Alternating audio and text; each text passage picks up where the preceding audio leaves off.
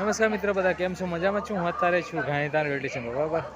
અત્યારે સાંજના 5 વાગ્યા છે મિત્રો, બરાબર. અને જોઈ શકો છો અત્યારે મારી ટ્રેન છે અહીંયાથી, બરાબર, ને બાંદ્રા ટર્મિનલ છે, બરાબર. અત્યારે 5:25 મિત્ર છે, બરાબર. અને ટૂંક સમયમાં બસ ટ્રેન પણ મારી હવે આવી ગઈ છે, બરાબર. જોઈ શકો છો સામે દેખાઈ રહી છે, બરાબર ને. ઓકે, એમાં છીએ આપણે થર્ડ એસી ક્લાસ છે, બરાબર, D4 કે